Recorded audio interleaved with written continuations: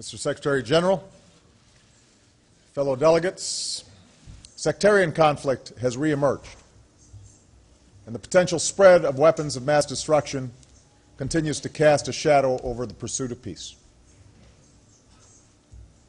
Nowhere have we seen these trends converge more powerfully than in Syria. There, peaceful protests against an authoritarian regime were met with repression and slaughter. We believe that as a starting point, the international community must enforce the ban on chemical weapons. When I stated my willingness to order a limited strike against the Assad regime in response to the brazen use of chemical weapons, I did not do so lightly.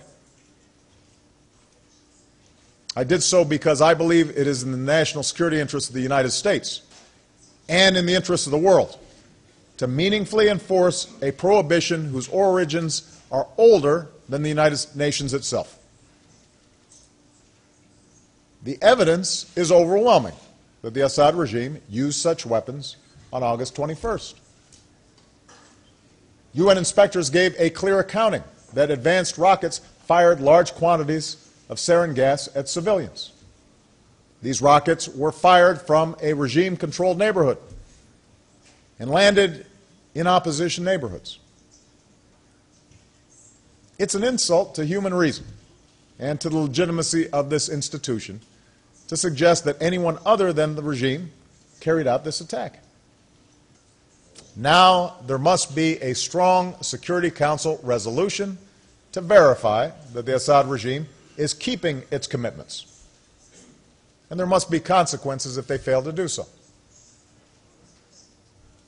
If we cannot agree even on this, then it will show that the United Nations is incapable of enforcing the most basic of international laws. My preference has always been a diplomatic resolution to this issue. We are not seeking regime change, and we respect the right of the Iranian people to access peaceful nuclear energy.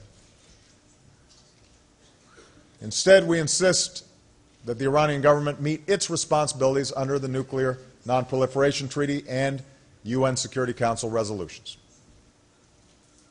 So these statements made by our respective governments should offer the basis for a meaningful agreement.